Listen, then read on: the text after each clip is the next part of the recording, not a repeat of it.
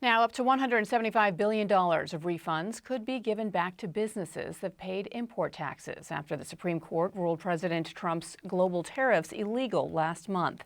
But for many small American companies, the damage has been done. Some owners are doubting whether they can really claim their money back. Founder of Copper Cow Coffee, Debbie Way-Mullen, and CEO of MM.LaFleur, Sarah LaFleur, speak to Michelle Martin about how they've been navigating the uncertainty this past year. Thanks, Bianna. Debbie Way-Mullen, Sarah LaFleur, thank you both so much for talking with us once again. Thank you. So people may remember that you joined us last April when the Trump administration's tariff program was first announced. And you talked about just what chaos it kind of unleashed. So I just wanted to kind of go back to that and just ask, what do you remember, from over the course of the year? Like, what stands out for you? Debbie, do you want to start?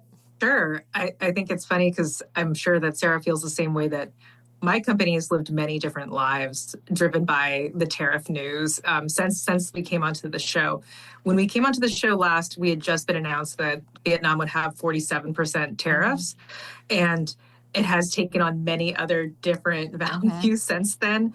Oftentimes, you have product on the water and you have no idea how much that's going to cost when it gets here. And it's just been a really, really difficult thing that we've all had to deal with since we were on the show last. Sarah, what about you? Because Debbie's got, for people who remember and also enjoy her products, I mean, her product is based in Vietnam. Like, that's the whole point. It's a Vietnamese coffee. It's single origin, organic. She knows the farmers. That's like the whole point. Sarah, as I recall, you source from like China and some from Japan and some from Peru. And so what's been the year like for you?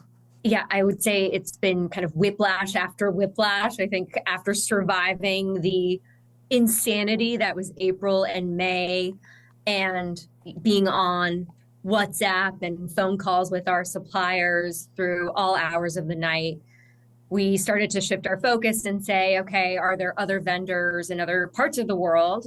We looked at Europe and Turkey, South America. Could they be potential new partners to us? And all these things take an extraordinarily long amount of time. And so it really takes a year to, I would say, set up a new supplier. Meanwhile, there's more tariff crisis happening. There was a question about whether Europe would face new tariffs with regards to Greenland and what would happen there. And so I would say the uncertainty really never eased up. And I think we've become somewhat accustomed to living with constant anxiety around these trade rules changing potentially overnight. Some people still think of New York as kind of the center of, fashion in the United States, the garment district, sort of, as it were. Just remind people of why you source from all these different places. Yeah, of course. Actually, when I started my business back in 2013, I picked New York in part because there was a garment district and factories with sewers. But one of the many wonderful things that happened over the past decade is that my business grew and we reached kind of small, medium-sized businesses. And the garment district simultaneously has really shrunken over the past 10 years. And so while small batch production still does happen, it really was not at the level or volume or I would say quality that we wanted to offer at my company, MM.LaFleur. So we started working with factories overseas. A lot of the natural fibers that we get from places like Italy and Germany, we look to manufacture those in Europe. When we're looking at synthetic fibers out of Japan, we look to manufacture those in Asia, in places like China and Vietnam. And that is really how most of apparel manufacturing works today. There is very little clothing that Americans purchase today that is actually manufactured in America. And I think there was a split moment where we thought, is the long-term vision here? Maybe it'll take 20, 30 years, but is the goal to bring apparel manufacturing back into the United States? That would cost literally tens of billions of dollars to do, but is that the long-term strategy? And I think the whiplash that we've seen in the tariffs has kind of quickly shown that is not going to be the case. And so, we did not even consider bringing any manufacturing back to the United States. Our path forward was, okay, where else, if not China and Vietnam, where else are we going to? Because America does not have the resources to be able to establish the level of manufacturing we require. And Debbie, remind us again of the story of your business. I mean, there's a reason why that you got interested in single origin sort of Vietnamese coffee. Yeah, my family's from Vietnam, and I love Vietnamese coffee, and I really saw an opportunity as we see coffee getting more and more expensive, harder to grow, that Vietnam, being the second largest producer in the world, actually has a certain varietal that makes it much more easy to grow organically, and how exciting that would be to be able to come into the US and bring specialty organic coffee at a much more affordable price. And I remember when the tariffs were announced, it was all of those kind of savings that we've worked for the last 9 years to really cultivate felt really eroded. And it's been such a whirlwind ever since, because we do have our brand is completely focused around a single origin story. And it's always felt like it was this unlimited supply. It's the second largest producer in the world. It's okay that we're limiting ourselves to a single origin.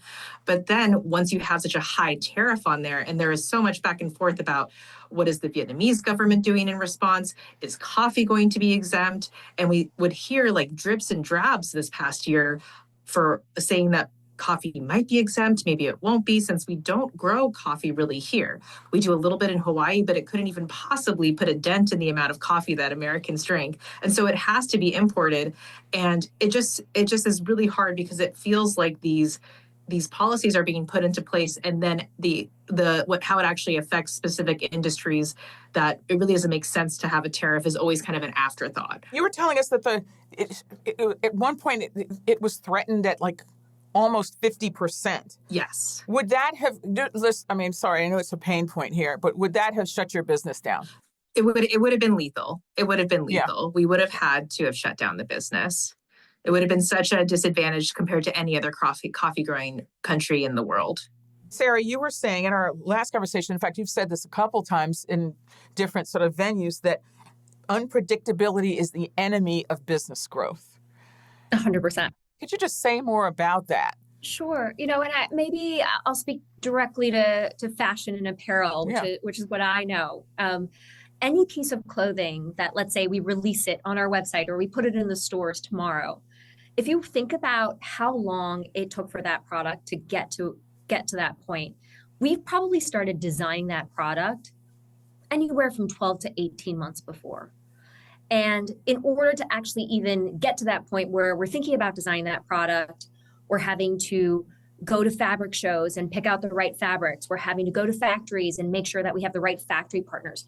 It is really at least a year to 2-year process, just leading up to the fact that we are deciding to make that piece of clothing. Let's just say it's a shirt. And then after we have the factory in place and we've decided which fabric we want to use, then we go and put in the fabric order. And let's say that fabric is being manufactured in Italy, and that may take anywhere from 2 to 4 months. Mm-hmm. And then that fabric takes another 2 months to get on a boat and arrive to wherever it is that's going to be manufacturing. Let's say, in this case, it's Turkey. And then it takes another 2 months to manufacture there, and it takes another 4 weeks to ship to our warehouse in New York, and then it takes another 2 weeks to then go to the store.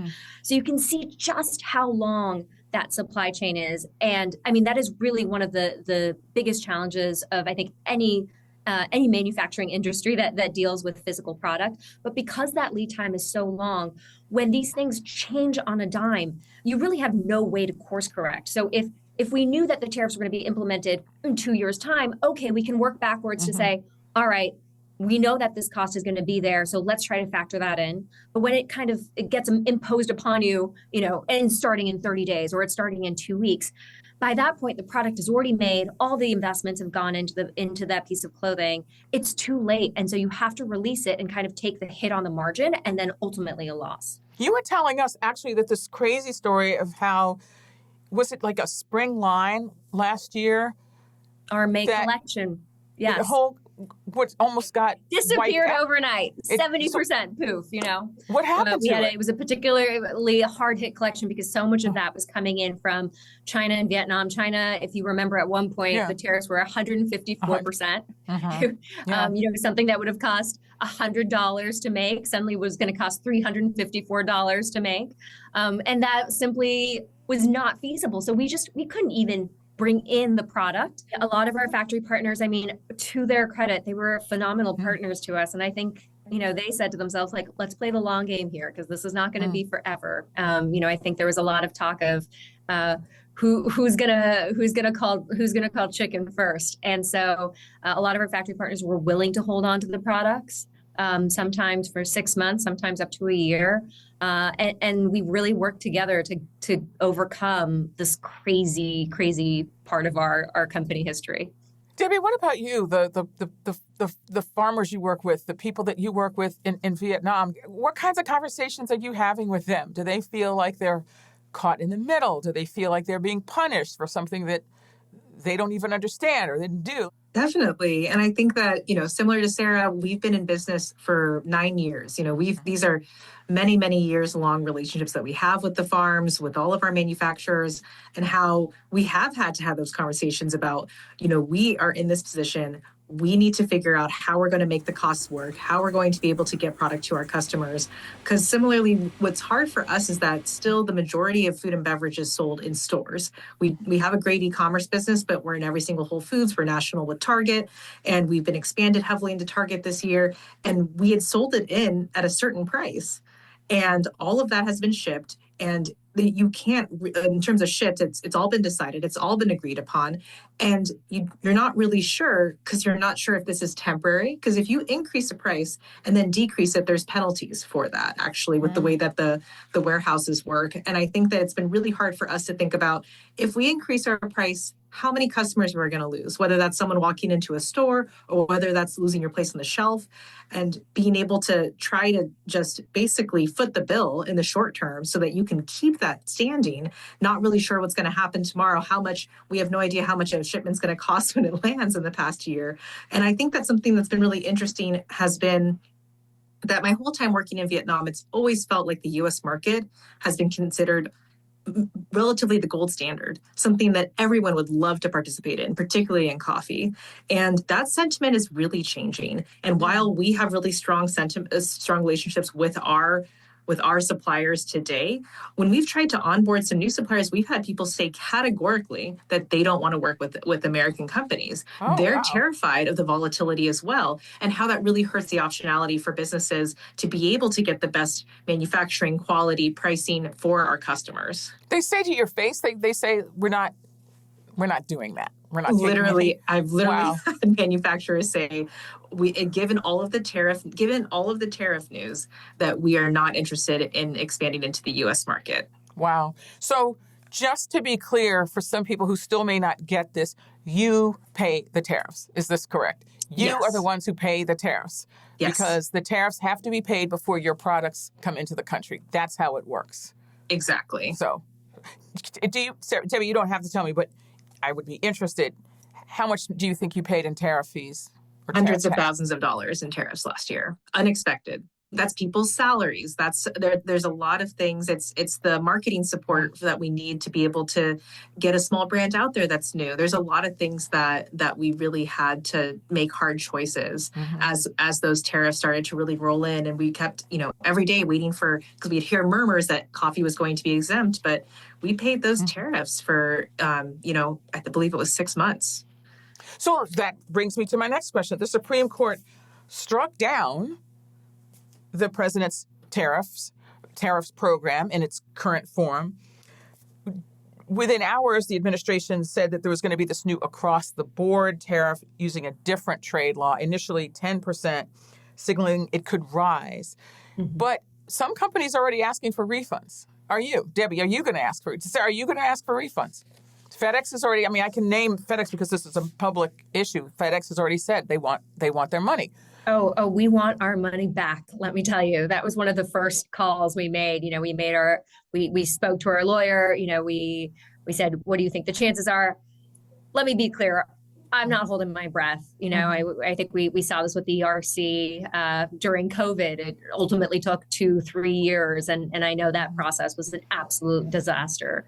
I'm not sure we're ever going to see our tariff back again. But, I'm with Debbie on this one.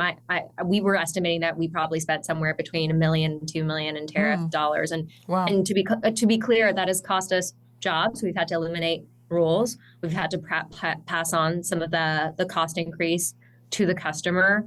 It has been net negative. And, I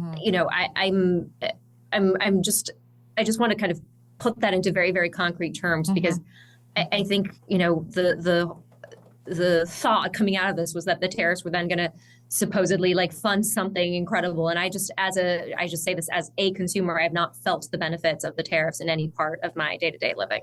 And Debbie, I take it the same is true for you. If anything, I know that because so many of us view the tariffs as potentially, temporary, a lot of us have just kind of foot the bill. And the same way that if you're a small family and you have some type of big crisis happen, do you sell your house right away? No, you spend your savings and assume that things are going to get better. And I think that a lot of great brands are going to be at a pretty bad crossroads around how, and I think people are going to have to raise their prices as we look into 2026. You're going to see prices raise a lot from these tariff dynamics. I'm just listening to both of you, and you have figured it out. I mean, the fact is, you're both still here. You've kept your businesses going, and you've had new sort of products coming out. So some people might listen to you and just say, "Hey, well, you guys are figuring it out."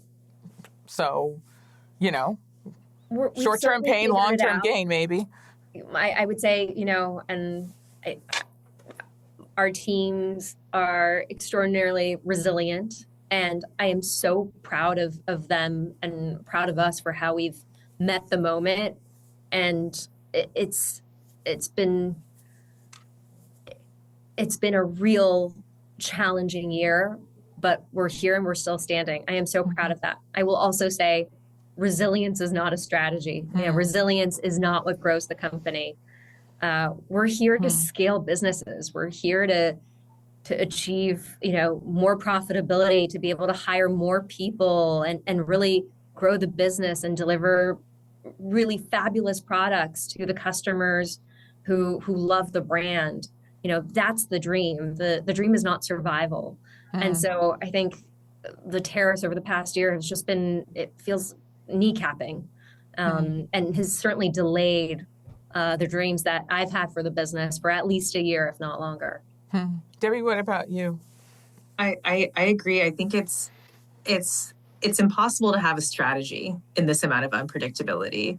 And I think that that's going to stifle innovation, whether that means within companies like Sarah and my own, where we have stripped down our teams due to all of these tariff costs to be able to just fight another day, all the way to people not being able to start new companies and bring new ideas to life, because it's such a difficult environment to be able to start and grow a business. Debbie Waywell and Sarah LaFleur, thank you both so much for talking with us. Take care. Thank you. Thank you.